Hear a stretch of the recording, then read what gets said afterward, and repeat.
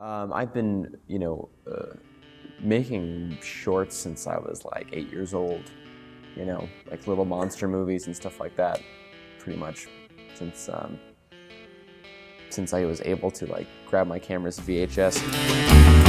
I'm Jonathan Ade. I am the writer-director of Meditation Supper that was in the New Filmmakers program back in May.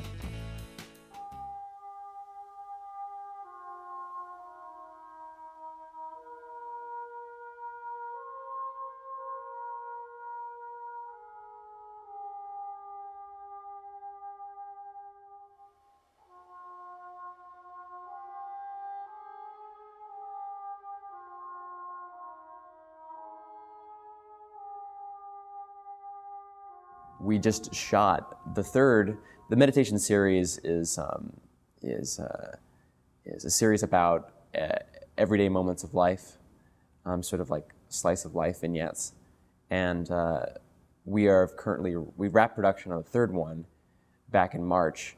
Meditation's Supper, which was in the festival last month, is the second in the series, and the third one we just completed is called Meditations. It's okay, it's okay, and that's about a small boy who is very, very sick and in the midst of a fever dream wanders down the hallway to wake up his dad. The next short that me and my partner are doing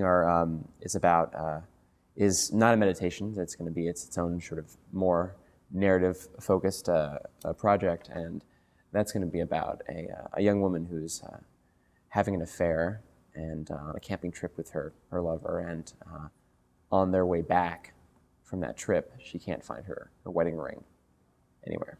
So that's what we have on the radar for next year, and we're making shorts and building a kind of portfolio of pieces, and eventually looking to finance a longer form feature film. It's interesting because there's directors that I admire, but I in no way take no influence from. Like I love Orson Welles. I love him as a personality, and I love him as a filmmaker. But I don't make films like he does.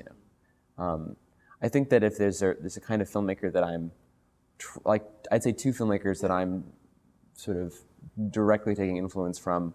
One of which would be Charles Burnett, who was he went to UCLA in the 70s and produced a kind of Italian neorealist take on his own neighborhood of Watts in Los Angeles. It's called Killer of Sheep. I don't know if you've seen it, but it's really good. It finally got a theatrical release about 5 years ago. Like, it had all these uncleared music samples.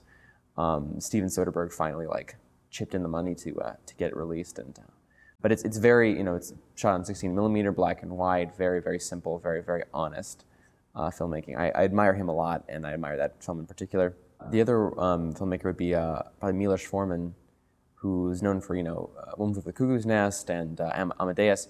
But when he was in what was then known as Czechoslovakia in the 60s, he was part of the movement called the Czech New Wave, which was kind of like the French New Wave, but I consider the sort of Czech New Wave to be like the French New Wave, but with heart.